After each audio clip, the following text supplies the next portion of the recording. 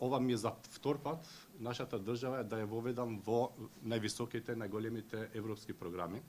Знаете дека пред 3 години Дигитална Европа ја воведовме.